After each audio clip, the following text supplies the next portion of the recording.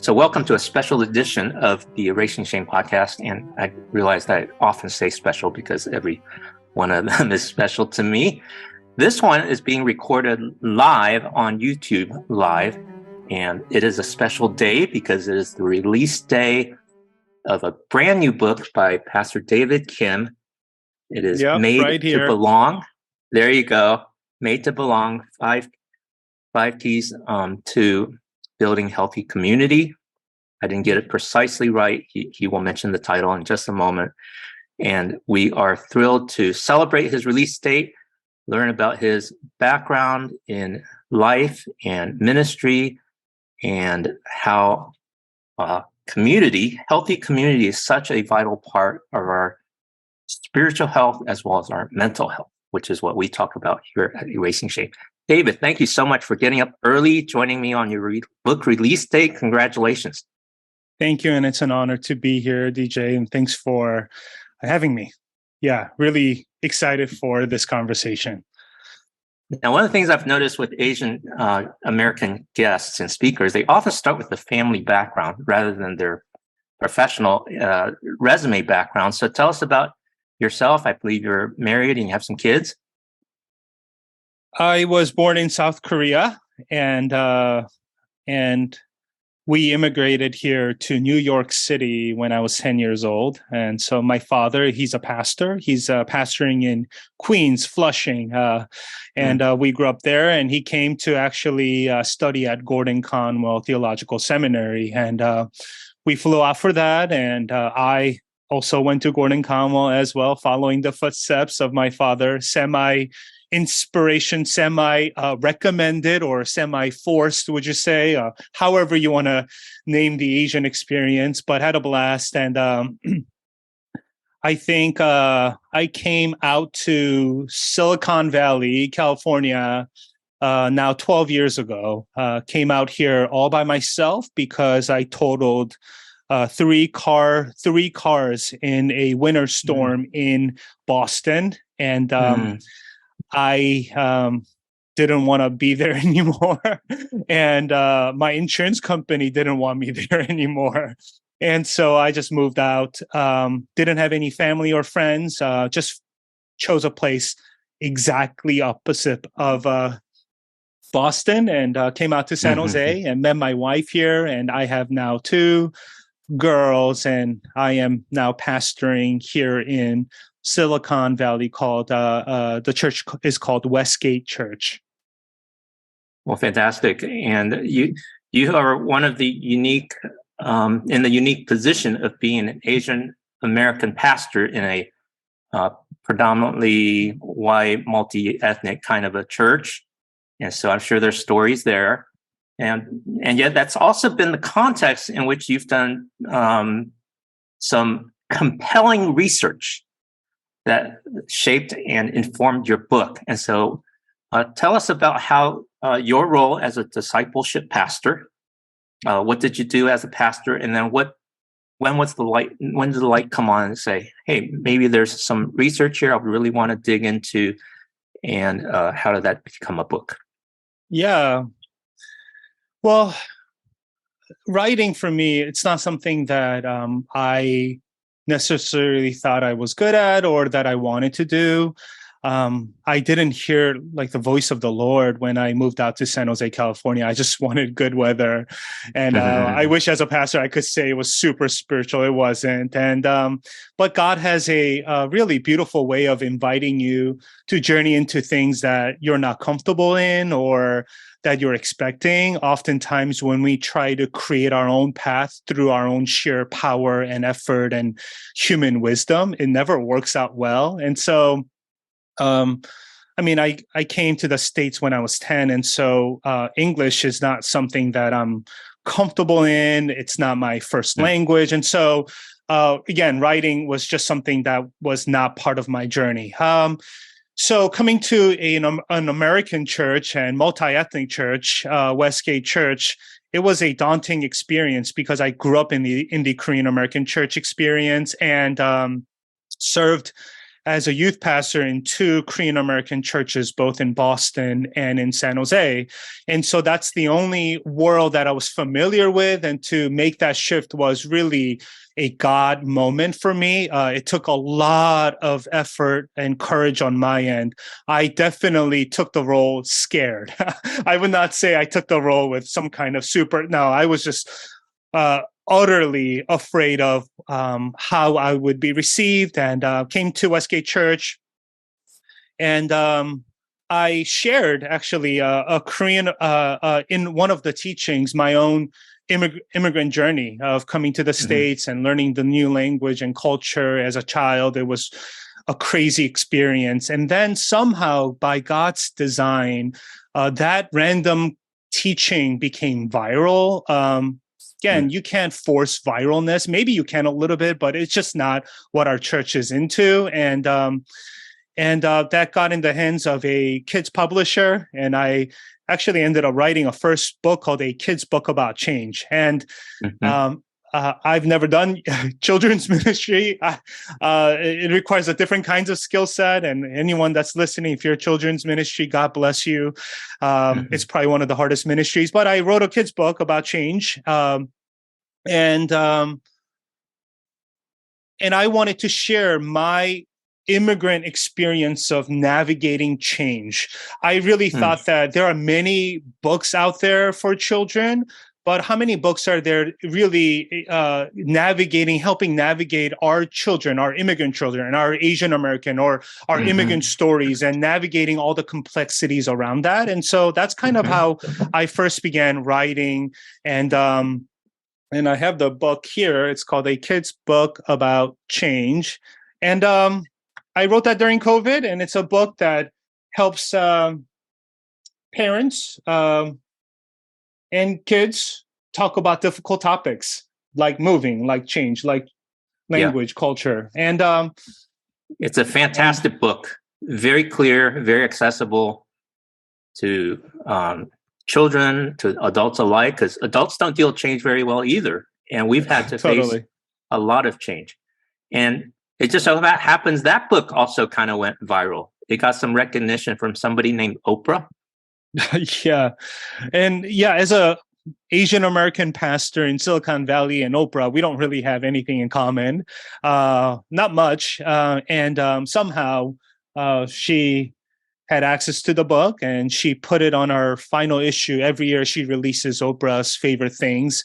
And for that 2020, during that COVID year, she chose this book. I mean, everybody was navigating change. And so she chose this book and was on her final issue of Oprah magazine, and it became viral. And I'm really grateful. That's how I got into writing my second book, and which is a Christian book. And it's more of my lane. And I'm really grateful for that opportunity. And this is with Thomas Nelson, HarperCollins. Fantastic. And so we'll add a link in the show notes, both to the book, A Kid's Book About Change, as well as the viral video of your teaching at Westgate Church, as well as your teaching about this book. So those that would like a more formal presentation about the 5 keys to healthy community and how we're made to belong, you can watch that video. But here we'll have a celebratory conversation about the genesis of the book and how you came about to gather this compelling research. That description, the book title, really gripped me. And so there are so many books about church and small groups, and here you come out with yet another book about community. And the two of the 5 ingredients really caught my attention. That of empathy and vulnerability. And I'm 56 now, so I've had my share of church life and small groups, and I'm not sure that I've gotten to the point I've experienced a lot of that in most of my groups. So how did your research surface these 5 keys, and you actually present these 5 keys as a sequence of how people deepen community? So talk us through that briefly. Yeah. So first of all, it's been my own journey. I faced a lot of loneliness. I I had no idea that coming to America, I thought, oh my gosh, America, land of all these opportunities and pizza, bagels, New York pizza bagels, by the way, great. And I was thrilled, but I realized that due to the language barrier and cultural barriers, that I had a hard time making friends. And so I grew up really lonely. And I was in a church, but I didn't know how to connect. And it's not something that as a teenager that you just walk around saying. So I ate at a cafeteria during lunchtime alone often. And sometimes I would just like go to the bathroom and eat because I was so ashamed of just being alone. And that loneliness, I had to cope. And so I used a lot of coping mechanisms to soothe my pain of loneliness. So I got into a lot of gaming and gambling and pornography, you name it, just to, and I didn't know at that time, but I was just soothing my pain of loneliness. And those became my addictive patterns. And so long story short, I became a pastor, and I still realized that, oh my gosh, like I'm still lonely as a pastor. I'm leading a community and there are so many people around me. But if you are a pastor or if you're not a pastor, just want to say like pastors are lonely too. And just because we're always meeting people doesn't mean that we're building meaningful connection and people see us. Our job is to actually see others and allow them to be seen, known, and loved. But often we desperately, as humans, we're no better or no different than other folks. And so we long for the same thing.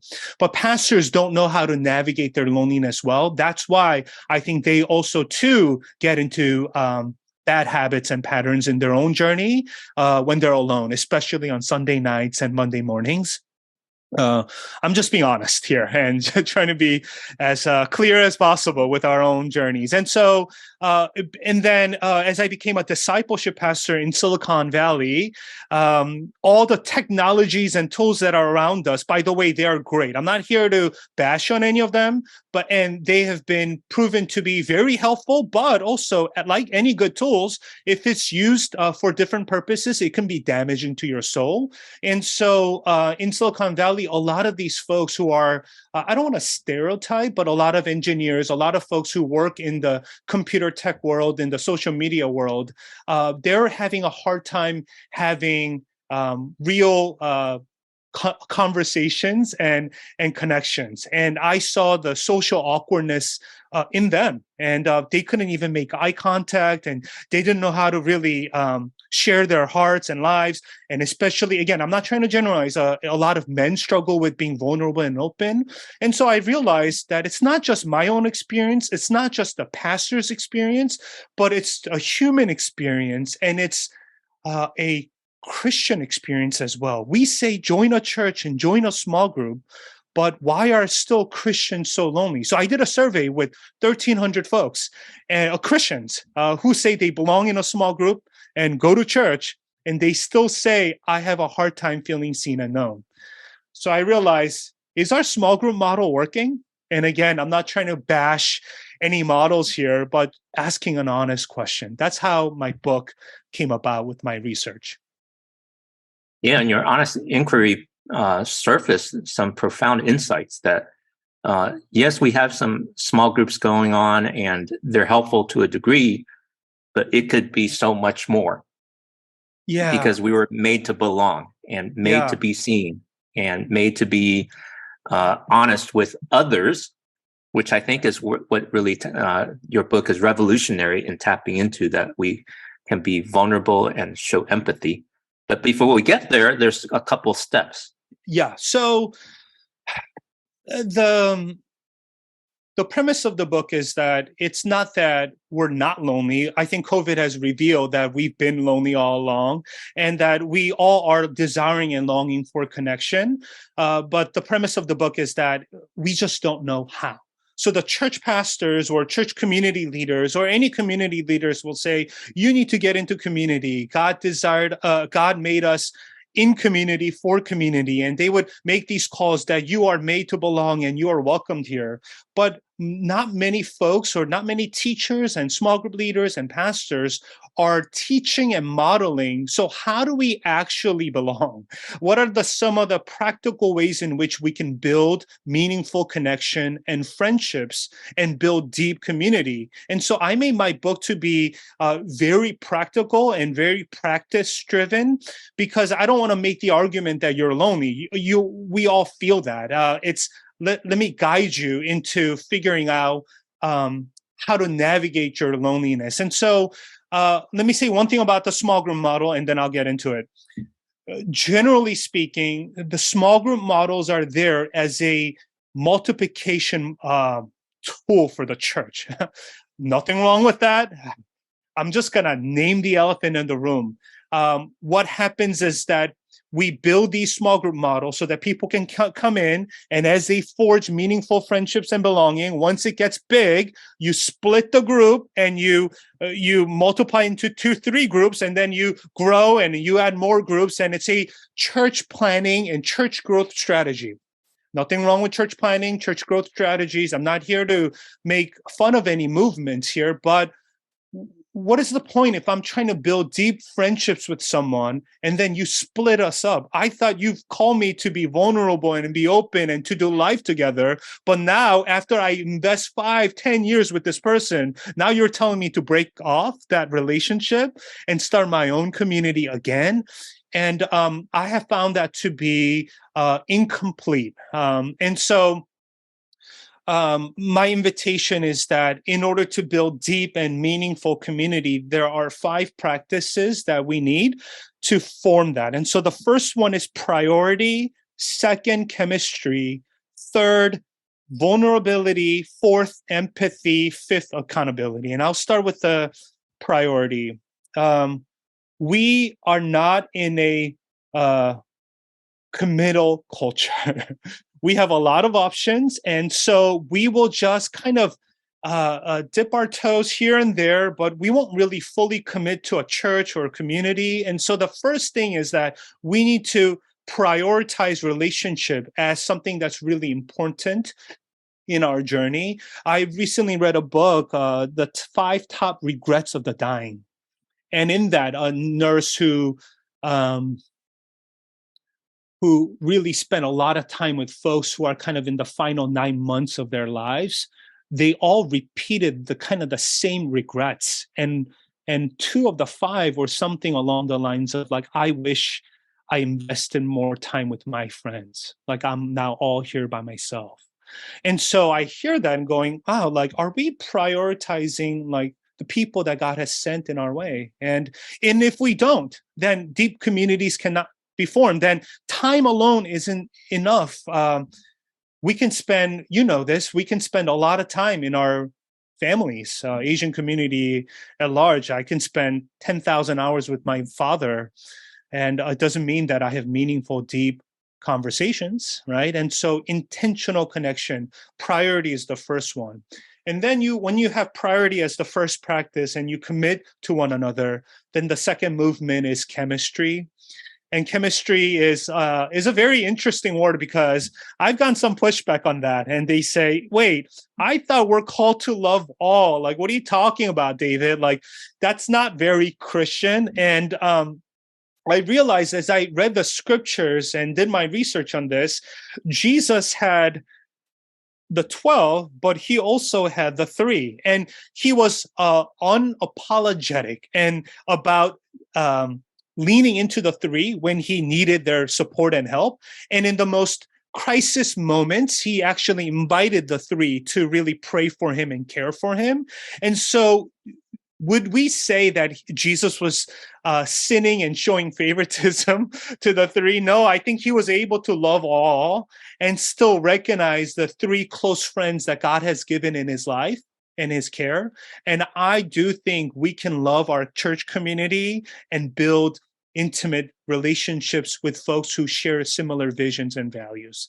So again, priority, then chemistry. And then you get into vulnerability. And this is the tough piece. And this is the piece that I didn't know growing up. In the Asian American community, particularly, and I would say also in the American culture at large, we're not really good at opening ourselves up. In the Asian American community, vulnerability is it comes with a lot of shame, erasing shame here, and we cannot badmouth our parents and our culture and some of the patterns in which we may have been living, because that might bring a lot of condemnation and shame into our own families and communities. And so vulnerability is really hard for that piece.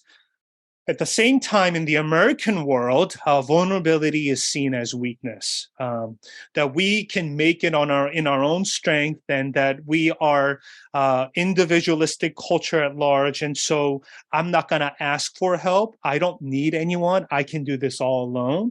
And so, vulnerability is hard for both contexts. And if you are a male especially, I mean, women have their own journey and difficulties of vulnerability, but for men particularly, it's hard because it comes with a lot of also caricatures of what real men should be. And let's add pastor to that conversation. So think about that. Korean, American, pastor, male, Christian. I have like 5 roadblocks in which I can be vulnerable. And so, but I realized as I navigated through all of that, that is the invitation for me to be truly seen and known and loved. How can I be seen if I'm hiding all the time? And you know this, and I know this, and Christian listeners here, you guys all know this. The first thing that humans did in Genesis was to hide. They sin and they hide. And so vulnerability is really difficult. So priority, chemistry, and then vulnerability. Now, here's the kicker. Once you get into vulnerability, if it's not met with empathy, then you are left laid bare. Like if I open up my life to you and you're like, that sounds cool, see you later, or it's just there's a disconnect to that. But once I open up and you respond with, man, like I see you, I hear you, man, that must be really difficult. How can I support you in that process? Like David, I remember many years ago, our family, I know you shared a little bit of your own journey. Our family got into a pretty bad car accident. And we were in a vulnerable state. And I remember folks coming alongside us and saying, like, David, like, how can we support you? How can we care for you in this season? My lead pastor back then, Steve and Dana Clifford, they came and said, David, we'll care for your salary. Don't worry about it. We just want you and your families to be well. And that kind of empathy, my God, that's love, that's care, that's what Christian life is all about. And so empathy really binds us together. And once you have that, you get into the final movement and final piece of belonging, which is accountability. And this also can get dangerous, because I think we do accountability sometimes first. And that's what I would say abuse is. This is what spiritual abuse looks like, friends.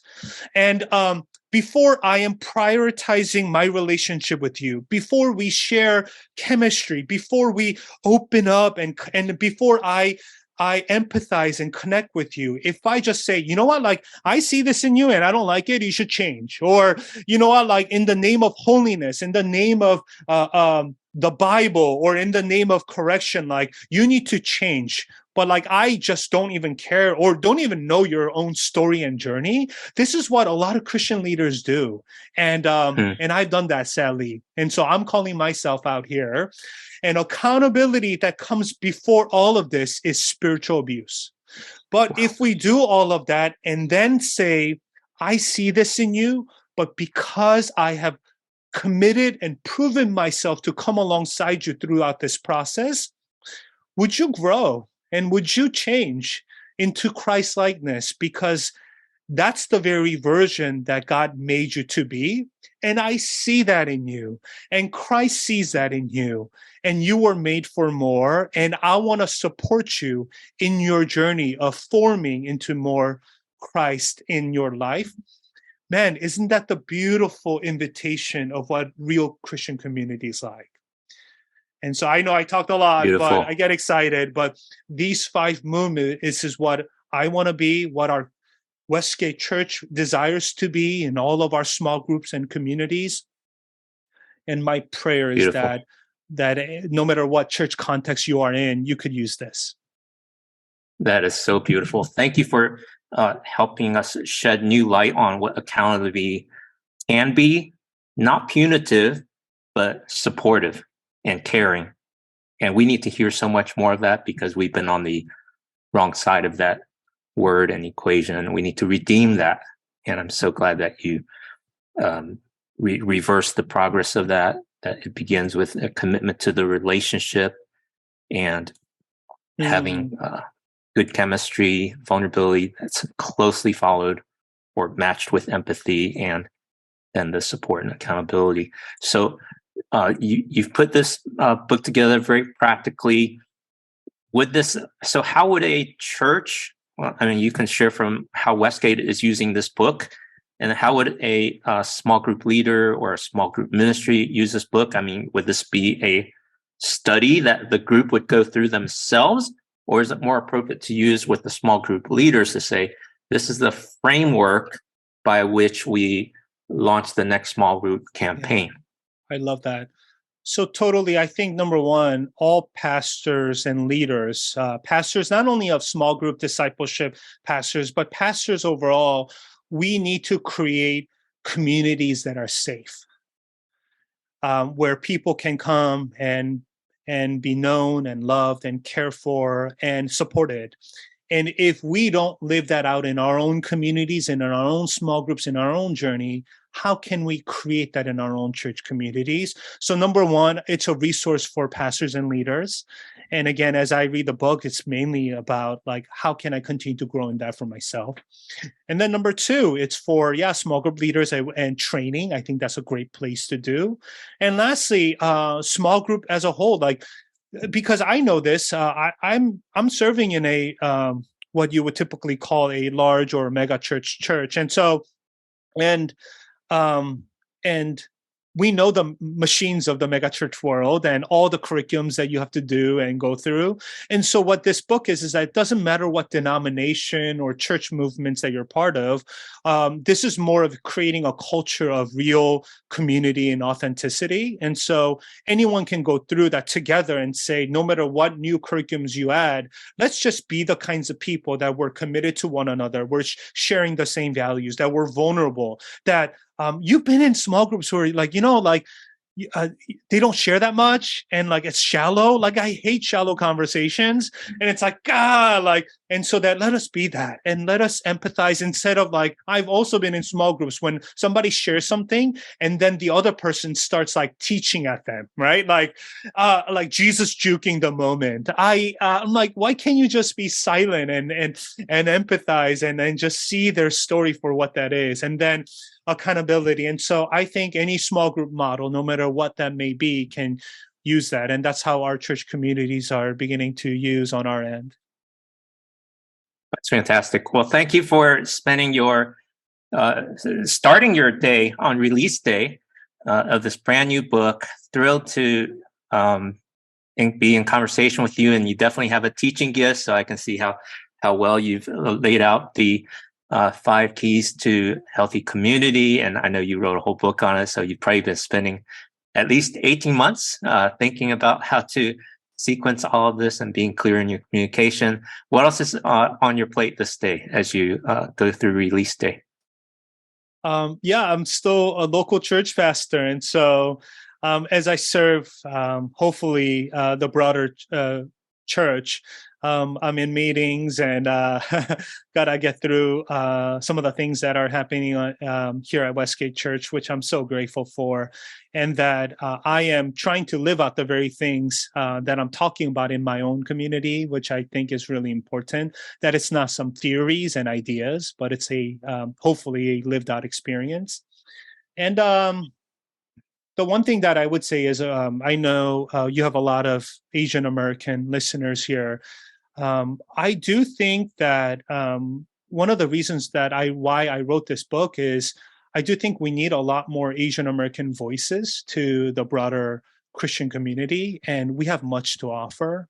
I'm not saying David Kim has much to offer. We as a collective community, our lived experiences, the way we forge communities, and the things that we've learned as immigrants coming out here and we didn't have a community to begin with. We had to build it from Hmm. scratch. And so I actually think, even though there are many great community books out there, I'm not saying just like mine, our shared experiences can be a gift to the broader church. And Hmm. and that's one of my prayers and hope is that we have a seat at the table as well.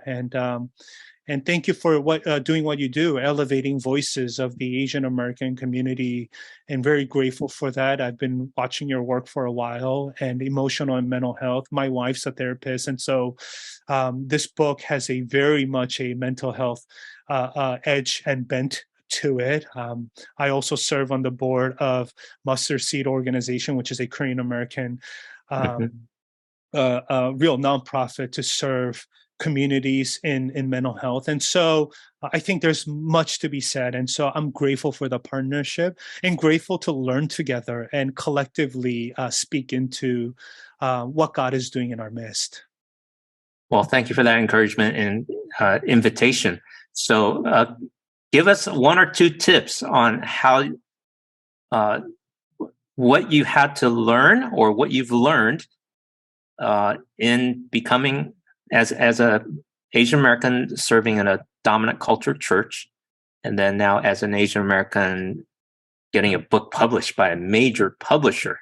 I mean, those are Mm-hmm. really significant accomplishments, and there's brothers and sisters that are in our tribe that aspire to that, but just keep running into the metaphorical bamboo ceiling.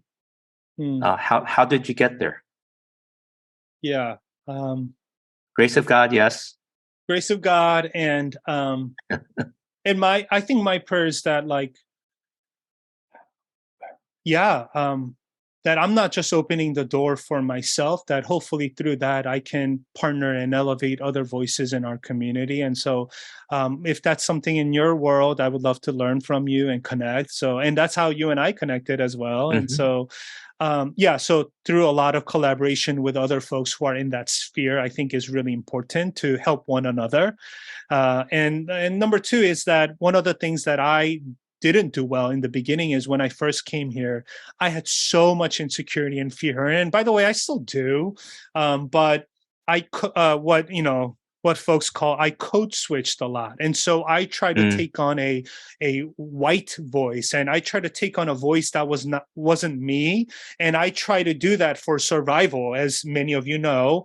Try to be loved and well rounded. And I remember one of the first sermons I taught at Westgate, and I try to be like my lead pastor at that time, and Steve, and he's from Texas, white, and he has a strong Texan accent, and we love him so much. So, but I try to be that, and I remember him just coming down and said, David, I hired you to be you, not to be me.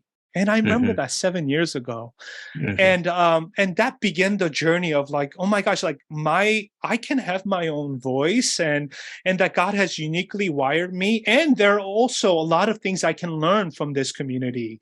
And so it's Yes. not that you throw out everything, but I was able to learn the things that's really good in the American community, and also begin to be confident in the stories and the things that God has equipped me, and to share that as a gift to this community. And so while Made to Belong is written for the American church, I asked my publisher to make sure that my Korean American, my Asian American voice and the experience is made clear, and they honor that. And so I was able to hopefully, as you read the book, navigate both worlds well. I hope I did that. I'm not sure. Only listeners and readers will be able to let me know that. But those are some of the things that come to my mind.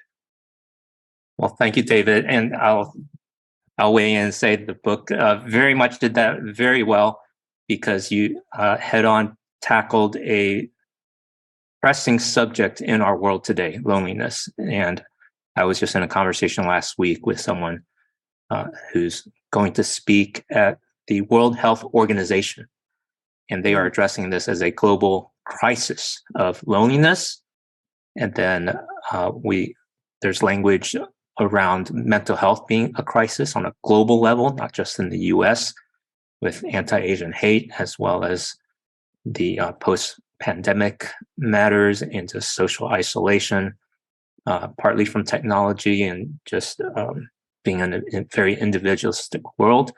And we don't have a solution. And so to have a book like yours and to have some hands-on things that people can do can make such a big difference. And then when it comes to mental health, as we talk about encouraging Christian Asian mental health here, the